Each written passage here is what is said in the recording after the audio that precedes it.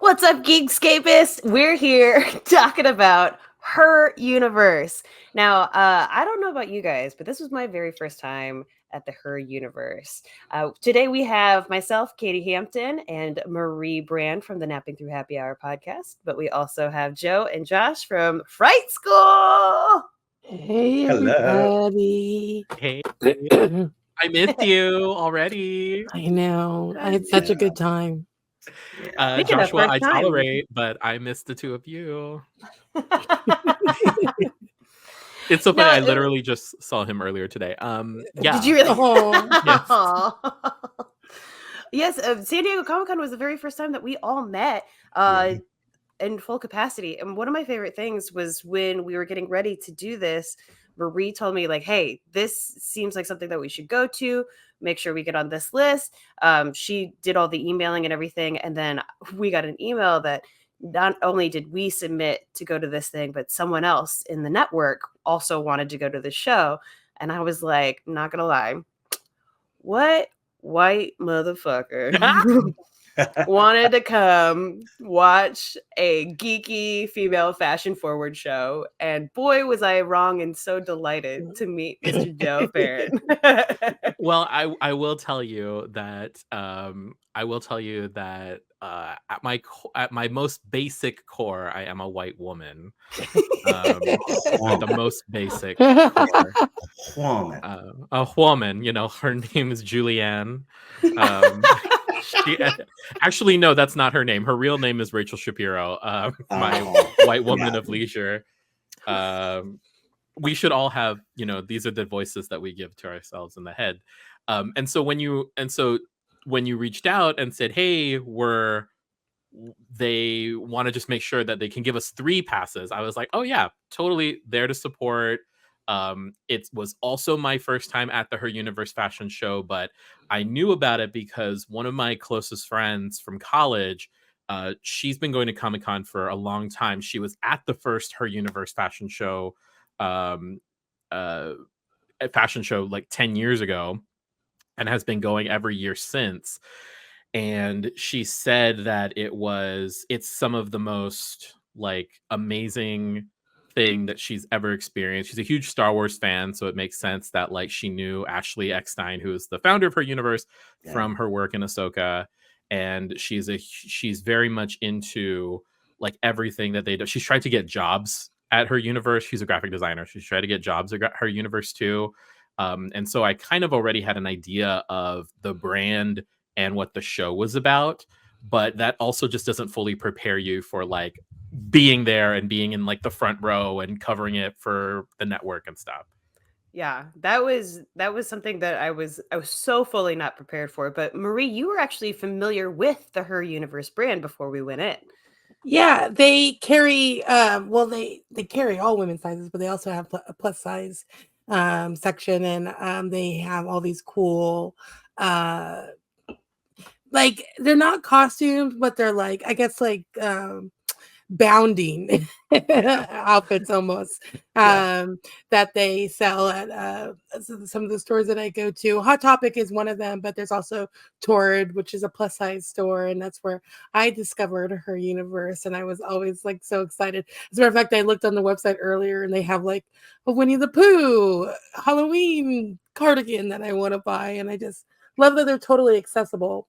So cute stuff in my size. I'm always gonna love you. Joshua, you were at Comic-Con. I was there, and I'm very jealous. I didn't get to go, so I'm so glad to be part of this breakdown because I love this. I remember the first year they did it. I don't remember if they did a live stream or if it was just like a YouTube video of it, but I watched it. I was like, this is cool. Like this idea of like what this represents and what they're doing. So, and I usually always try to watch it or at least see the photos in like Women's Wear Daily. Usually we'll cover it, or Vogue, or these outlets will usually show the clothing and such. So yeah, it's amazing. I love the whole idea. I mean, the thing that I was most stunned by was that it was the 10th year anniversary, which that was wild because I had heard like some rumors and things. I've gone to Comic-Con probably 4 or 5 times, I think, in my life. And I had heard around sort of these things. Joe and I ran into a friend of mine who I haven't seen pre-pandemic since before the plague, who was going to it as well. I was like, oh, of course, because she's always got these like really cute dresses that are sort of thematic for like some kind of nerd property. And I just had no idea the scope of how intimate and how great these things are, and how many really wonderful professional seamstresses that they have found across the entire country. That was incredible too. And so I guess the genesis of what this was is that Ashley Eckstein said that like she was in Hollywood, she loved doing all the Hollywood like acting stuff, but she wanted to celebrate nerd culture in a different way, and decided to host this female forward fashion show, where they ask everybody to submit 3 different outfits based on the theme of the year. And this year it was Mattel. So there was a lot of Barbie influenced things. There was a lot of Hot Wheels style stuff. Joshua, have you like known like any of the other like sort of inspirations that they have each year? I'm not sure if they usually have such details.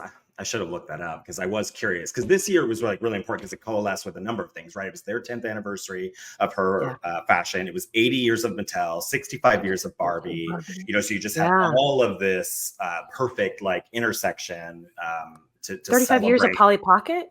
Yeah, something like that too. So it was like all these different anniversaries to like be inspired by for this like geek couture, challenge.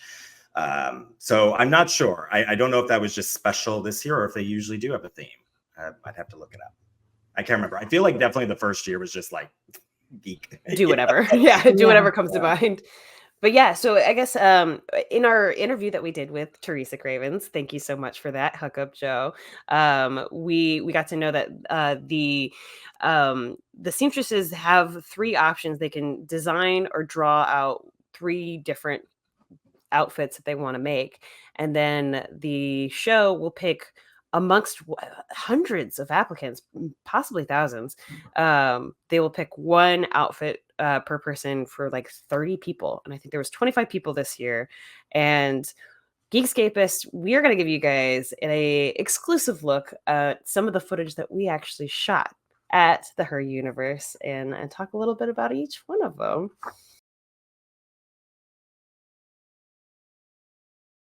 Is just sort of the scanning of.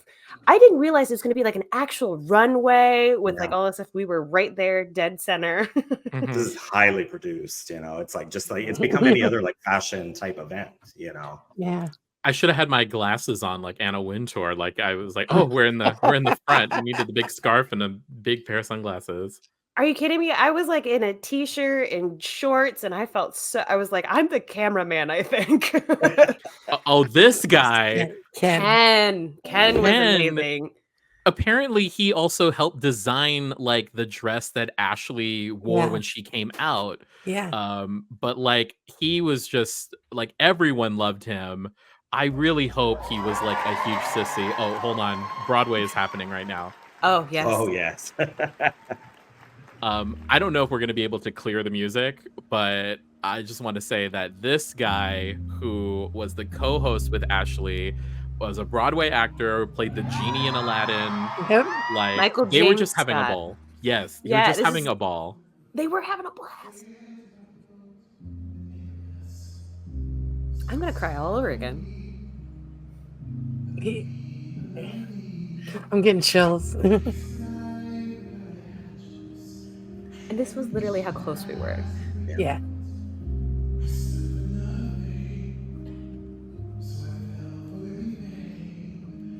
Bring him back every year. That's all I have to say. I know. I'm surprised this is like just the second year he's been here. Because they're best friends, or they grew up together, right? Yeah. They did like Into the Woods in high school together. Oh wow! They had this photo, and it was so hilarious because Ashley played the grandmother, I think. The witch. Oh, the witch. I think she was the witch. And I want to say he played like the baker or something, because he looked amazing and she looked haggard. Yeah, she looked like the high school production of The Witch. Oh, the witch, yeah. But can we talk about this fit though? Yeah. I'm really No. obsessed with the giant. It's so funny because it's pink and it's bright, but it's also, and there's a gigantic bow, but it's masculine and just, I don't know. There's just, whoever did this did a great job. I love it. I love this opening look, in front of her. Oh, and then this happened. This was incredible. So this is a costume that was designed, but it's sort of projected onto her. So she got to change in between. And then I didn't realize it until later, but basically they were going through the 65 years of all the Barbies and the like iconic Barbies of each era. And and she came out in this box. But all of it was projected onto her. The illusion is so much better in person, obviously. Like Right. I hate to say that because that's the whole point of like us telling you this, dear Geekscapists, is because we want, like, you couldn't be there. But I have to say that like I was like looking at my phone and then looking at it like in real life, and you can totally tell that like it was made for the room. It was made to be there in the room. It was definitely one of those like you should experience this live type of situations. But yeah, go ahead. They have the the whole show on Her Universe's YouTube channel, so it kind of, but they don't show the shifts. It just tells you what the Barbie is, so it has like a graphic of like Rock Barbie or whatever, Malibu Barbie, and then when it comes back to the stage, it's switched. So you don't get to see that effect that it's that it's projected. But the whole show is available. I watched it and some of it a few times. Oh, did you really? Oh, that's so fun. Oh my god, Joshua, I'm so glad you got to see that. There. Yeah, I wish I'd been there in person. It's just next year. We're gonna get you in next year. No, we're gonna get you in next year. Talk about bows. This bow. Yeah. I love this too because she feels very real to me in that she tripped a couple of times, and I was so happy about that because I don't know how she did all these different outfits and stuff, but like it felt very human. Yeah, and I wonder what the process tiny. is like. She is very tiny. Yeah, So, like, you need some height there. But yeah, I wonder what the process is for like planning these and like how many times she actually got to be fit, for that dress, and really get to kind of practice walking in it. This just makes me so curious about the behind the scenes stuff, Yeah. So towards the beginning here, we had some of the contestants or the winners from previous years gone by. I can't remember which year this was. These are the most recent winners before. Yeah. These are the 23. So they do two winners. They do the judges winner and then the audience choice. So this is the judges and the audience choice from last year. That's right. And this is the 2017 audience winner. I thought that this was sort of a 70s style, like, game show outfit. But apparently it was inspired by Game Changer, the Sam Reich show, the stuff from College Dropout. I thought that was really cool. Oh, interesting. This one I actually don't know what the inspiration was, and there wasn't any information inside our packets or anything like that. Yeah, we were flying blind with these, but I think that was one of the things that I loved about it, is that they get to just do their thing, right? They don't need to, they're not competing, they just get to be there. Yeah, and show off, I guess, what they're working on recently. Yeah, the nice thing again about the official YouTube, showing of the show is they have interviews with each of these people, like talking about, winning and what the brand has meant to them, and so we could, if you're curious, This is the one Cheshire of my Cat favorite. look. Yeah, that was a really good. great look. that is amazing. Just the way the eyes are just kind of wobbling around. Oh, just so clever. I want this jacket. Oh, I know. I just want to So walk good. around my house in this. I would wear this. I would So wear comfy. it. I love it Yeah, that like the Joshua, you need Cheshire that grid's on jacket. her. It's like awesome color blocking. I love it. This felt very Star. I don't know. if that was the intention, but I felt this gave me a very Star Wars vibe. Like I love this liquid like fabric. couture version of Leia on Endor. Yeah, exactly. Yeah, and just the material, it flowed, and oh, she was super fun. Another sort of Star Wars kind of style, Yes. because her arm looked like a lightsaber hilt. Yes, it does. Like an off-duty officer, That's what they wear. Also, in the videos that I took, you can hear me just yelling, "Get the shoes!" Because if you look at some of the detailing on some of these designers' shoes, it's so interesting. Like just how like for something that you don't really see, right? Like you see it when the whole outfit comes, but like if you really look at some of the shoe work, it was just really fabulous. The time mistake. Oh, so go ahead. No, you're okay. One of the, when we're talking about like how important the show is and kind of what it means. So Lital Platt, I'm probably butchering that, but she was a past winner. It talked about, the legacy of this show is like furthering the craft of like, creating these works. And also there's this like collaboration between creatives. So to your point, the shoes and such, there's all these different like 3D printing and, all this like collaboration behind the scenes to like make these pieces happen. So even though it's a competition, there's a lot of like camaraderie behind the scenes. Which for also things like seems that, to strengthen sort of like the ecosystem that is this her universe. Like there's so many people that were talking in their little snippets that they would show before their outfits would come out about how they would get jobs with other people from her universe, where they would network because of this. I love that you can kind of hear Joe in the background. I know. Just me queening out the entire time. Honestly, best introduction to a person ever was this show. Oh my god, yeah. Bows on bows. Bows on bows. This queen over here. Living for this day. I know.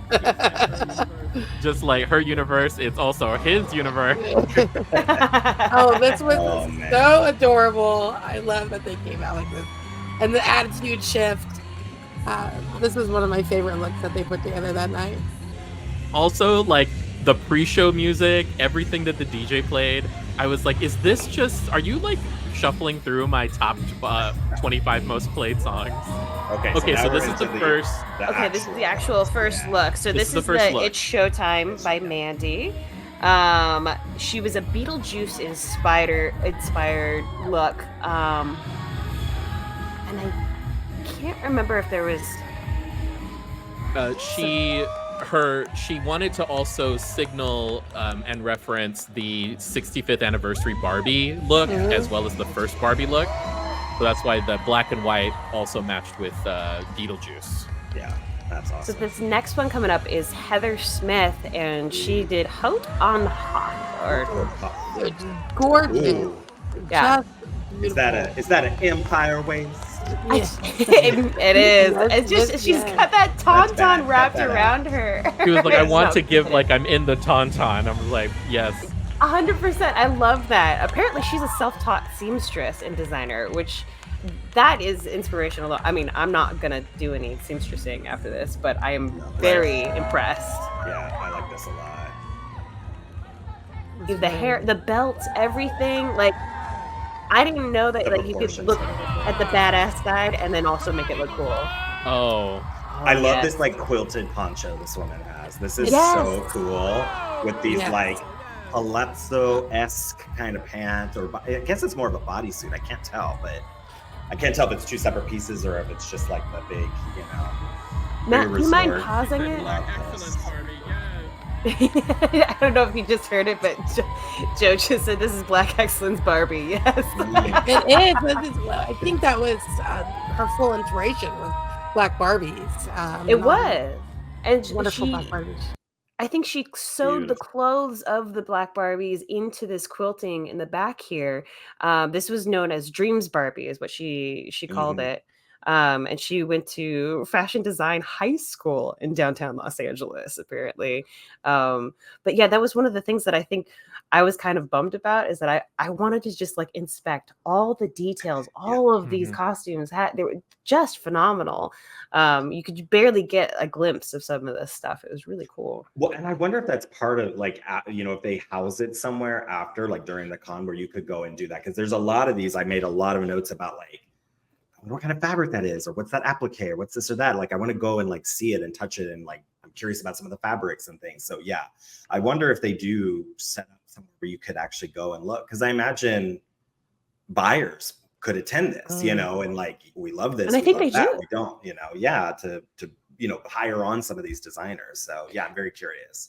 A part of the judges were a couple of people from Mattel. There was also, I believe, someone from Hot Topic.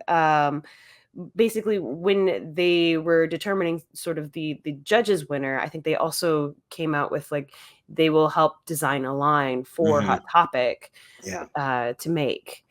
Yeah. And I'm very interested to see what they come up with. But yeah, sorry, Matt, you can keep going on the video. Thank you. Okay, so this next one coming up. I love this. It's Monster High. I'm a big fan of Monster High. I've got a bunch of these dolls. Love this like Frankenstein thing. She did not come to play. Very Lisa Frankenstein. Yes. This is Bunny Jones. You have me in stitches. She was fascinating. She was definitely the most deadpan delivery, and how she designed this. And she came out and just full character. It was really cool. And look at those heels. So fun. This train. I love this train. This like stacked like layering. Oh, it's so cool. It's almost like a petticoat or something. Oh, yeah. Oh, this like Christian Dior A-line classic 1950s. Love this so much. I don't know if you can tell, but I'm a fan of a big bow. I just love a big, gigantic bow, and just puts it all together. I love it. When it's done well, it is like, it draws the eye in, and it's the right amount of like opulence, right? And excess. I love that. And opulence. She had a great story. This is Jen from Canada. She had a great story because I believe that the first Barbie that she's holding, which is the Barbie she's holding, is a Barbie that also had a hearing aid. That was like it was like the first time that she saw herself as a young child in Barbie. And so it's everyone's stories with Barbie was really interesting too, because it's like, oh yeah, this is why it resonates and why she's been around for 65 years. Yeah. I love the lace-up design, how that's so good. This is Leading the Runway with Lisa Trong. It was a Hot Wheels inspired look, but I mean, just check out her coat, and then I think she has like flames going up the sides of her pants. This is an outfit I would wear. I honestly, it's so good. This is off the rack, just beautiful. I would put this on. You would look. That's like for brunch, right? Like you want to make a statement at brunch. Yes. Nice, and the shoes. Look at those. The shoes. Get the shoes, girl. The checkered flag shoes. I'm looking to get into jumpers. I think I can pull off. And then our good friend Teresa Cravens here with her Viewmaster look. I know Teresa because back in 2020, she made she was like making masks at a time when like they were asking people to make them and not buy them because they were diverting all PPE already to the hospitals. And she was a friend of a friend. She delivered masks to my house on like 4 different occasions. I think I still have them. I should save them because she's gonna be a designer soon, or a big designer soon. But the fact that like we went from like never meeting in person until like us like seeing her at the show and seeing her name in the program, I was like, oh my gosh, this is amazing. I knew that she was a huge cosplayer, so to see the like cosplay to designer pipeline was amazing. Can we pause this? Yeah. So this was a Studio Ghibli inspired look that she also. What did she cross over with? Viewmaster toy. I love that Yeah. the Viewmaster is right in front of me, and I've done the same thing in our interview with her. I was like, "What is Viewfinder? Is it View? What is this?" But Spirited Away mixed with Viewmaster. That's right.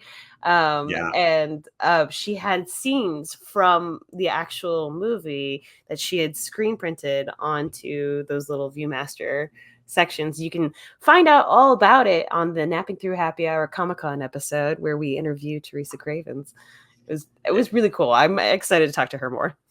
Yeah, it's so good. I realize we kind of passed it, but I don't know if any of you've ever tried to work with that, like latex, rubber, like that kind of fabric, but the structure she's getting out of that, I'm so curious about what this, like the structure underneath, because it is so complicated to work with this stuff. So she was saying that, because I asked her, how did she keep that thing on? Because, I mean, as we saw with some of the other costumes and things, there were a couple whoopsie daisies, things fell off, live shows, things happen. But she's saying that like it was kind of worked into the boning of her corset to keep it on.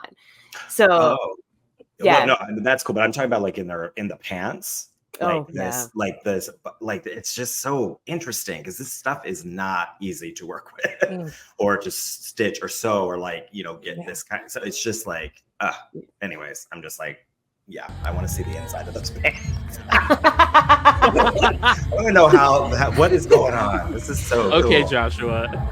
Let me look inside your pants. Yeah, but only for the clothes, it's the fashion nerd in me. Like this, it's just so good. Love it. The nails. It's also good to very 90s, like D-Light, I can see all day Delight. Lady Miss here. Yes, love all of this. So fun. It's really cool when you see people just really, I don't know, giving themselves to their fandoms, right? Like just going all in. I think this is also a perfect example of it. This is one of my favorite ones. It's called I've Got the Answers by Miami Falcone. Magic 8-Ball style.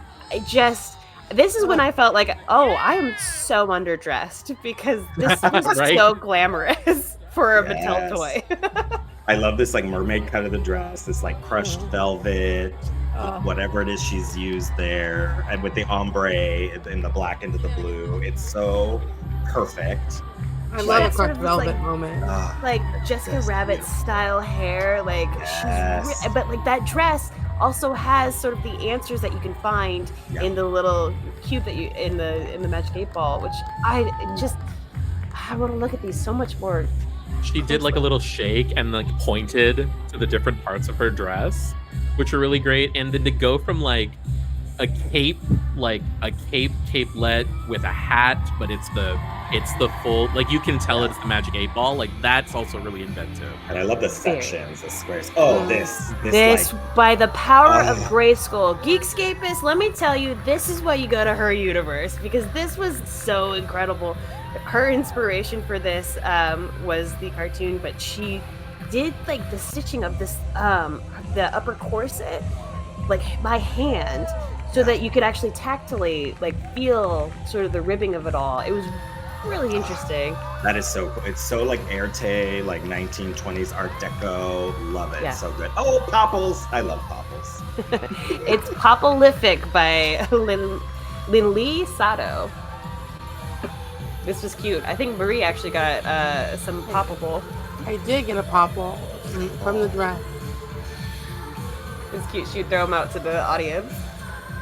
Oh, that makes me so happy. Another transition. Some more Hot Wheels inspired looks. That shoulder pad. That's just the ramp. Epaulette. So good. It's giving like the Grandmaster from Thor Ragnarok. Yes. Yes. Yes, it is. Oh my! I just looked and I like the reference is Hot Wheels. Like that's a track on the fucking garment. Oh man. Yeah, there's so stuff good. that like I didn't realize until we rewatched it. So good. Oh, here we go. Oh no. I know this one. I saw it. Oh shit. This was an incredible outfit, tribute to Polly Pocket. The audience will see why we're groaning in just a second here. Oh shit. And that's the designer. That guy right there is That the is the guy who designer. designed her first outfit that she tripped on, and this outfit. I'm like, this guy's fired. But apparently it does like open up. It was supposed to like hinge open. Yeah. Actually, it looks cuter with that, like just to have the back. Yeah. Like, I think that's great. Oh, yes. This was On the Air with Caitlin Beards. This has like tons of hand dyeing and 3D printing pieces. I was watching her during the interview section on YouTube. Incredible, like just the detail on this. Oh yeah. Oh, I forgot. Her chest lit up. And it was just like some of these sort of magical elements that these costumes had was really kind of dumbfounding. I was just sitting there in amazement. Yeah. Like if I was a future contestant, I would like be taking notes. I would want to have a moment where the lights went out. I would want to do something like this. I want a moment dramatic. where I can bring the crowd to their feet and at least be memorable, right? Like I know the only thing I remember about this is that they did Has Been Hotel, and I had never heard of that show before, so maybe like want to check out the show. So this was a piece inspired by the show Wednesday on Netflix. It's called Nevermore Serenade. So you've got the stained glass window in the back from her roommate's side, and then Wednesday Adams' side on the left. And of course, her dress is in the shape of a cello, which I thought was really cool. I think it's so interesting that like designers don't usually model their own stuff, right? But when you're a cosplayer, when you come from the cosplay world and the fan world, the geek world, the whole point is that you get to design the fantasy that you now get to enact. So to see that most of the designers modeled their own stuff was really great because you can see their passion for it. Oh, here, Bene. I've been calling this outfit Bene Gesserit because it was called Warrior Princess of Dune, inspired by Dune 2 by Candace Miller. This again, incredible. Yeah. Yeah, you can hear us in the background just going, what? The amount of detail in this, it's like all these little pieces that she said were inspired by like the, what do they call, the Shah Halud or the worms, like their teeth. It's all these individual pieces that she like put together. I think she like crocheted part of it too. The epaulets on her. It's just incredible. Yes, there's some so of the many different chainmail textures. was crocheted, I'm pretty sure. Yeah, and she is one of the winners. Yeah, this is the audience winner. The audience winner. Yeah, very well deserved. Very well deserved. Absolutely. Oh, I want to just the see way this it up close shines. so much. Yeah. I want that hat. And the way it moved, like, there's on the YouTube thing where she spins around, you can kind of really see the bottom, how it moves. It's just incredible. So my thing with fashion, like when I used to watch in the early days of Project Runway, my thing, I wasn't really much for couture looks. I always like a look that was ready to wear. Like, does it look like it can go, like you could actually see it out and about? Will someone look at this garment and buy it? And this look that's up right now, that's Some Bad Hat Harry by Sam Strickland referencing Jaws. That was like one of my favorite, like someone could actually wear this and you wouldn't even be able to tell that it was any sort of like cosplay or movie reference thing unless you really looked at the details. I mean, look, the hat, like it's one of those things that when I saw her take the hat off, I was like, oh, there's a bite mark out of it. Like there was and she herself, this model, was brilliant, really well done on the walk, and such a great look on her too. I am in love with these like shark teeth appliques that she's created. I mean, come on, like I would wear those pants. And her purse is the license plate. One of my favorite parts about this, I don't think I get it in this video, but there is a follow-up video where she gets chased off the stage by a shark fin. Yes.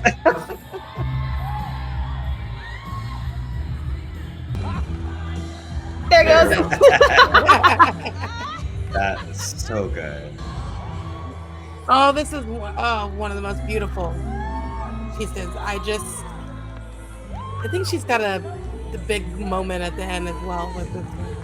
She's got a big moment, yeah, at the end of the walkway. So this is a Daredevil inspired outfit called Stained by Ali Vaughn. And she actually sewed in these different things on her corset here that you can feel, and it's actually Braille. Yeah. So anybody who's blind could actually see how it was designed and feel what the look of this is as it's inspired. Yeah. Oh God, that light up. So good. And from where we were sitting, like I wanted to just reach out and touch it, like, because you could see how raised it was and the kind of the effort that went into making it. And this would be the second outfit in this. The first outfit that we saw of this series used Morse code. This one used Braille. Braille. And this one. This one. So this is Padawan's Path by Leah Gifford. It's a Star Wars Rebels inspired outfit. So she had to walk with a cane, but she did this lightsaber inspired cane that I think this should be. This one blew me away. Yeah. Ready? Oh. Here we go. I have no idea what that is, but it looks so fucking cool. And everyone in the audience who knew what it was just lost their mind.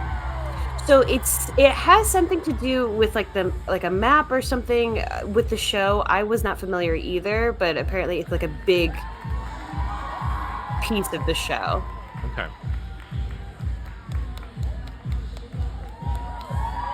Again, the lines on this, the proportion, I love it. It's like cape piece. And I think this one is also one that someone could wear now, and it would just be, you'd be fabulous. You'd just absolutely. I'd walk down Broadway in that.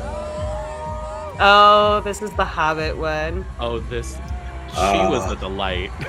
Yeah. Tolkien would be proud. Tolkien would definitely love this outfit. Beautiful, lacy, like peasant sleeves, and this quilt. The quilt in the back is supposed to represent all the different characters within The Hobbit and sort of like their piece in the story, or the Lord of the Rings. I mean, this is by Christine Geiger. I loved it, and her purse was the book. Bub and Babs the Wolverine, X-Men '97, inspired by Margaret Kidwell. What if Barbie was also the Wolverine? Exactly. I think that was her question that she posed when she did this. I was honestly really hoping that something was going to pop out of her sleeves, but I thought the lines on her sleeves kind of gave that full Wolverine effect. It's another really cute, like mermaid style skirt. I wish it was a little longer. That's just me. Like some, I love the halter though. So cute. Yes. My favorite. This is Metropolis Marvel. Superman inspired by Terrence Johnson. This. So good. And this like utilitarian kind of look. This geeks me out every single time. So he opens his phone booth and just puts on this gorgeous red jacket that comes out of the phone booth. How is this not like an off-white, you know what I mean? Like Virgil Abloh in his grave being like, I fucking love this guy. Like it is so like, talk about ready to wear, right? Yeah, and like super gorgeous. Oh, this was Attack of the Flurkin by Katie Strube. Captain Marvel and the Marvels inspired. This is another one. I love all this layering, like with the lace, and again, watching her, like working on it, all these different like appliques and lace pieces, and just building this all together. Did she 3D print the tentacles, or did she just form them? I don't remember her 3D printing anything. Okay.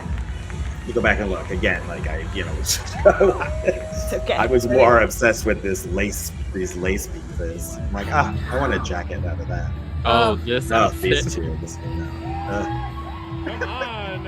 So good. reverse, yes. Oh, there. Joe. Reverse. Reverse. This was an incredible look, but I was a little bit scared because some of the Uno cards were dropping off. This was Out of the Box. This is a Barbie inspired by Sean Quinn. Again, this like tiered tulle skirt. Yeah, it's everything. And I love this effect of like holding up the garment and then not, and it's just there. Yeah. Like that's such a beautiful effect. Again, And I love that lie. both dresses are beautiful. They're both gorgeous. it's not an afterthought. Yeah. I kind said of that wanted she- there to be some kind of thing where it like pulled over and she was also in the blue one. Oh, my that gosh. would I'm sure there wasn't enough time. Oh my gosh, her little fascinator. That's like the classic Barbie comb or brush. That's amazing. Ugh. This was so technical. Like this is what Fruit Chompin' and Show Stoppin' by Kat Gaverow, Pac-Man inspired. She had like programmed stuff. Yep. This All is her one where I animations. wish I could see it up close to see the actual things moving and stuff. Right. She apparently is a game designer that is currently on hiatus because a lot of game designers are sort of taking a backseat to a lot of the industry at the moment while it kind of sorts itself out.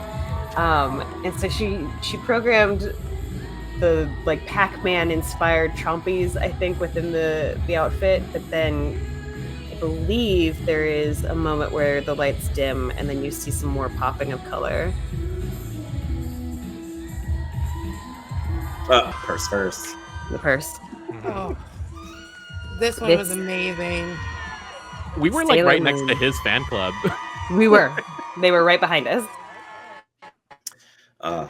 This like sheer top he has on with it. It's almost like matador type pants in a way.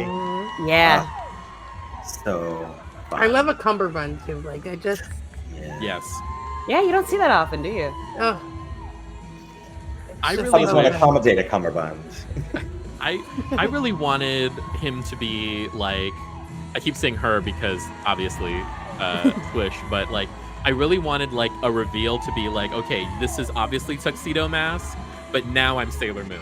Like that's what I was kind of I thought that he signaled that in the package beforehand, but That, you know, it definitely felt like that some kind of transition like that was going to happen. But I mean, if you just look at the inner lining of that coat, yeah, so much detail. And all this beading, I bet that's probably all by hand. Ugh. Yeah. And I know a queen who would wear that tomorrow. Correct. We I know a couple of too. them. you know. a couple. This is Sleepy Time. This was actually one that I wasn't super familiar with, but this is a Bluey inspired piece by Emma Joy, and Yeah, I it think was Bluey's more for the toddlers of the group. But apparently, it's also like it's one of those shows that's kind of getting attention, sort of like a My Little Pony, in that like it's a really well done show, and people are Really? kind of getting emotional support, I think, from watching this show. One of my Gen Z coworkers loves Bluey. Yeah. Really? Yeah. My niece watches it. I just thought it was for kids only. But I'll have to. I mean, I guess most cartoons. Yeah, I didn't know And anything here's about the it. but judges' the winner. structure of it's so good. Oh, This yes. is the judges' winner. This is Made for This, 65 Years of Barbie by Wes Jenkins. And those are 65 years of Barbie outfits sewn into the dress. It's like 600 separate pieces or something. Oh. It's just wild. And I really feel I understand why this was the judges' winner. You know, it's the 55th anniversary of Barbie. I see it. I feel Barbie in it. It really feels like a celebration of Barbie. Yeah. She read the brief and she showed up Yeah. ready. No. And this is one last look around all of it. I know my favorite was the Superman and the Dune outfits. Yeah. Was there any favorites amongst you guys? This one, this Super 8 one, was one of Oh, my the eight. favorites. Yeah. And I'd say the Dune really was a showstopper. Yeah, Dune was that's like something I would have like designed in the past. Like I just love that kind of like metal and structure of it. It's just marrying a lot of ideas. So good. And the headpiece. Just, yeah, love that. I like some of these have on their website they have sketches, like the original designs for all of them. So there's some that it's like I like the design. So I'm like, oh, I really like this more than kind of what the realized idea was. Even though they're all great. I mean, it's not to shade them, but it's just like, some of these designs I'm like, oh. Ooh, like which one? Well, especially like the gray skull, like the design of that, I'm not sure translated as well to the stage. But again, it's also more like Erte, the kind of like that I love, that just the design of it. I'm like, that is beautiful. I would like hang that up in my office. Like I would love to wear a dress like that on a red carpet or something like that. That is such a fun outfit, and the detail in it was sort of Art Deco in a way. Castle skull on top of it. I was like, oh, I was so blown away by that one. Yeah, no, and I liked how it looked, but I'm looking at the design for it. I'm like, wow, that is something. Yeah. How about favorites from the rest of y'all? From my ready to wear, like just because like I love a good like, I can see other people in that. I can see myself. I loved from the first set Dreams Barbie. The hashtag Black Excellence Barbie. Bad Hat Harry, the Jaws look. You just like so good. And the other thing too, like you can be campy and fun, but you don't need to hit people over the head with a reference. And that one I think is like, how are you going to make Jaws? And she even mentions it in her package. She's like, a lot of the horror of Jaws comes from not even seeing the shark. So how do you like reference that in a garment where like, so she didn't come out in like a shark skin suit, right? She came out 70s, very appropriate. And so the thought behind all of that was really interesting. And then of course, like, the Superman look and like really bringing it into like the modern, like you couldn't tell me that wasn't just like something that came off the runway. At like an urban streetwear, tech wear type of show. Very like Moschino. Yes. Like that's what it's giving me, especially, or like no, teach me all the fashion things, because I wear Amazon essentials. So sorry, Marie. She's out here popping labels. She's out here with the labels. I'm trying to think who else does that like utilitarian kind of look. I mean, again, Moschino kind of plays with that, Uniqlo. Yeah. Oh, sure. I'm kind of with Joe. Like some of these bordered a little bit more on like costume, cosplay, which I, obviously like, that's the vibe. My favorites definitely were ones that felt more, especially if you're going to do like geek couture. What does that look like? How do you elevate? Because again, couture, it's a very specific thing within like French fashion of like handmade, high, all like done to like very high standards, and this cerebral kind of when you see the insane stuff like Gaultier and McQueen and these kinds of things, it's like nobody could ever wear that. That's the kind of stuff I want to see. Like nobody's gonna walk down the street, get on the subway in that Dune dress, but I want to see that on every red carpet. I want to see that, like on a runway. So it's definitely that. Same with like the gray skull one. It's something that it's like, I feel like you could wear that somewhere and it might take people a moment to get it. And I like that, versus some of them that still beautiful, but very like obvious, you got like the cello Wednesday thing. It's like, okay, we know exactly what that's doing. Again, very beautiful, very well crafted. But yeah, I definitely like the ones that are a little bit more, make me think of, like a Parisian runway. Okay. Okay. Joe, what were you gravitating towards? As far as like my overall favorite, or just like in general? Sure, both. Okay, so like overall favorite is really difficult to pick. So I'm going to reject the binary of choosing a favorite. Love it. And but I will say that again, like I really love something that looks like it's ready to wear. I think that the ones that were in my mind, because like that was the other thing that like language and words matter, right? So like when Ashley kept saying like geek couture, geek couture, geek couture, she was very careful to never say cosplay, which I thought was a very interesting choice from a brand perspective. And considering the kind of like actual like things that her universe sells, they're not cosplay, right? It's all stuff that like subtly references, like if you see it, you see it. And that's one of the things that I liked about the pieces that I liked from the show were the ones where it's like if you get the reference, you get the reference. Right. Yeah. Marie, was there any standouts that you're like, I will wear that tomorrow? Oh, wow. I mean, I like to do it up a little bit. I like to wear pieces that like other people wouldn't wear.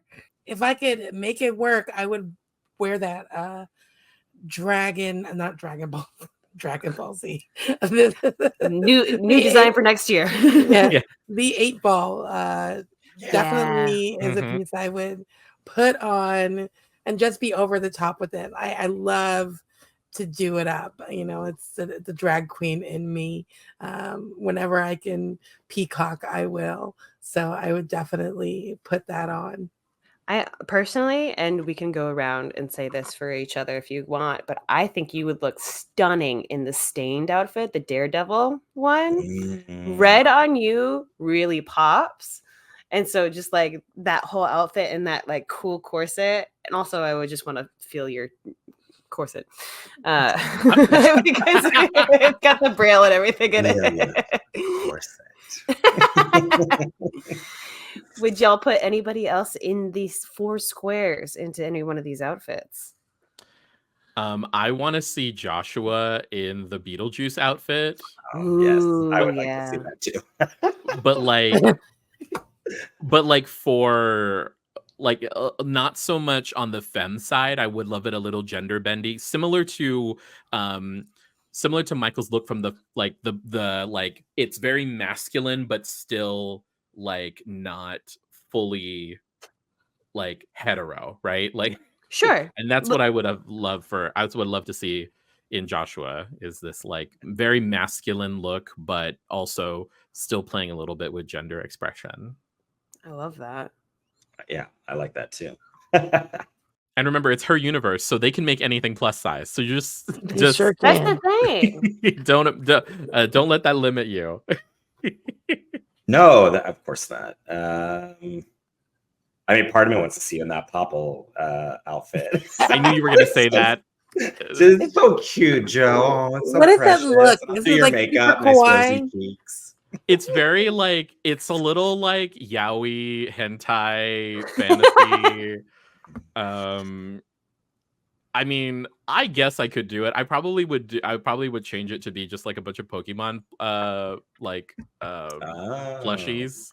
Okay. Oh, that'd be fun. Because I know nothing about a Popple. Like the other thing I loved is that every time someone mentioned their reference and like a huge part of the audience would just like go wild, I was like, I have no idea what this reference is. Like for Has-Been Hotel, and the fact that they had a judge, one of the judges was the creator of like Has-Been Hotel, and I was like, wow.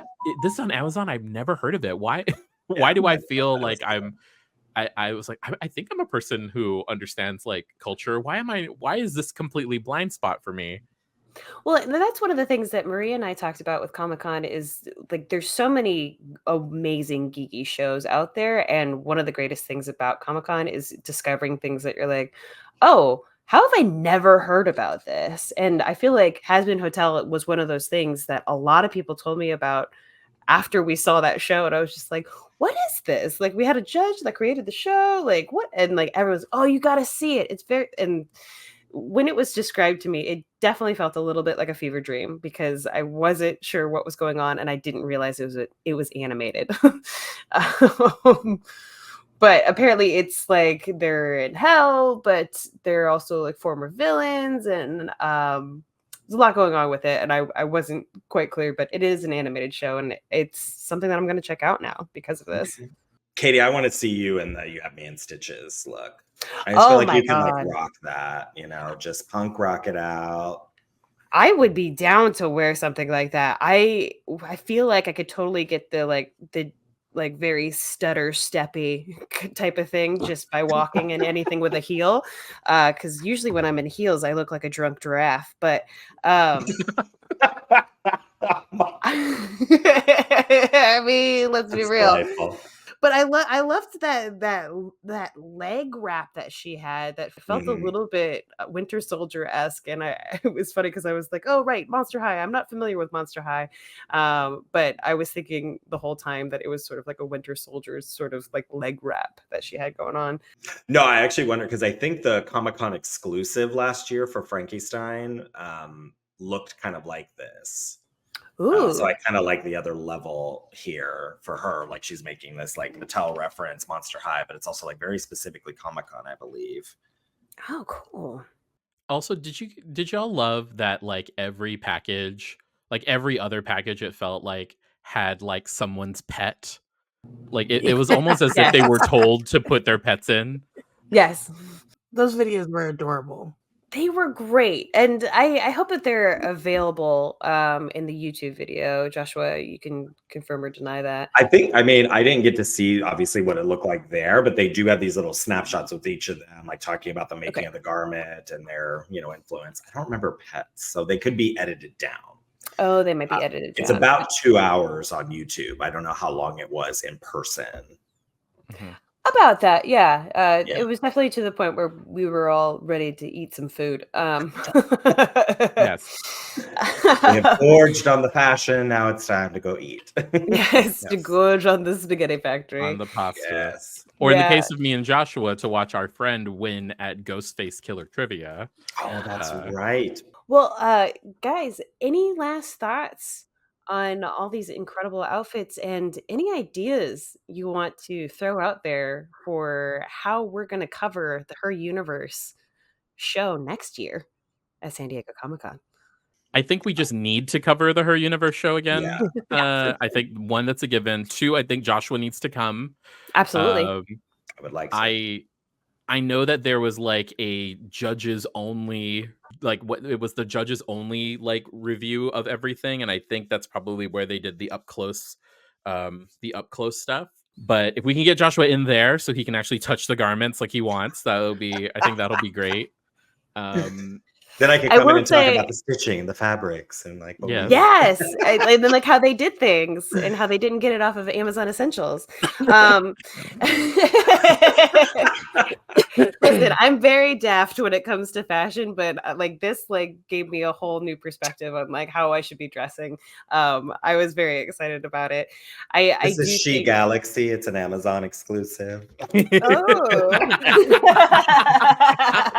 She Galaxy. I love that. Lord. Well, just like what's the is that the Temu version? It's just like yes, exactly. Rip-off version. She Galaxy.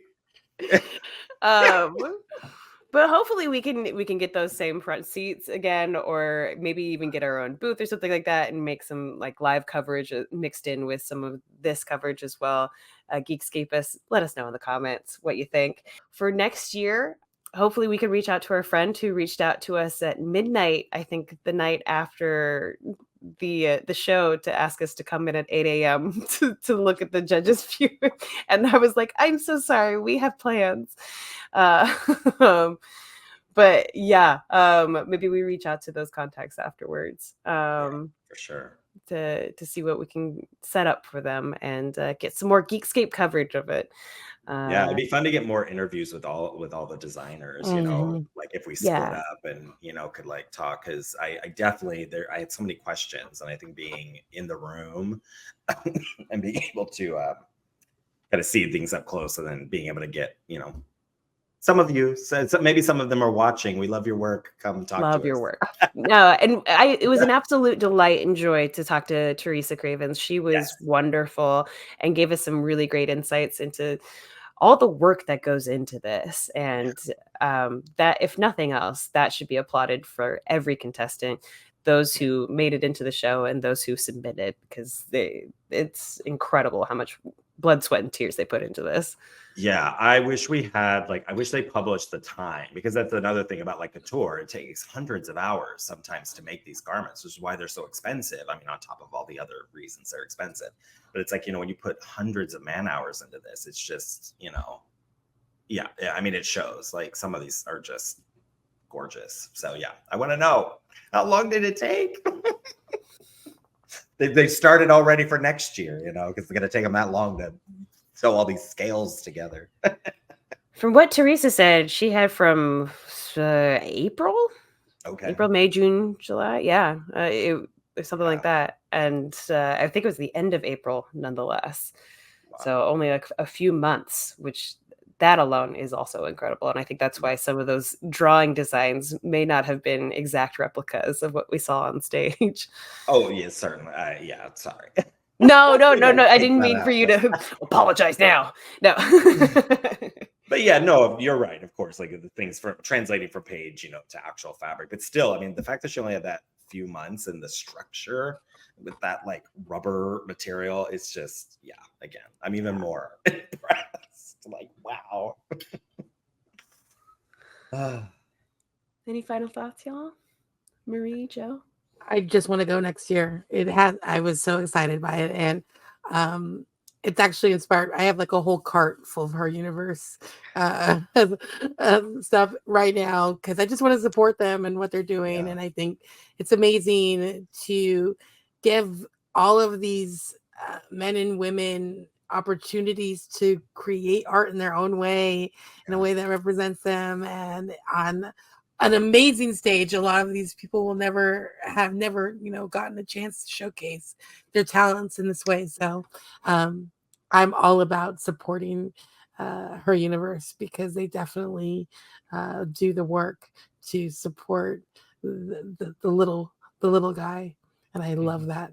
My only suggestion for next year is that they do what I was telling Katie when we were waiting for press to be let in.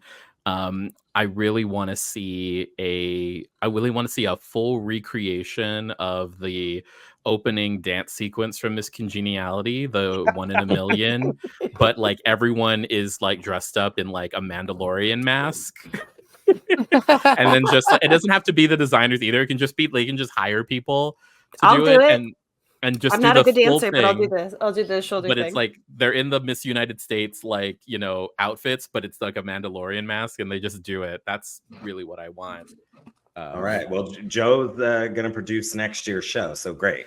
Perfect. Yeah, now we know what our role will be. Yes. We'll make sure we have all the sound bites of "oh shit, oh shit, oh shit."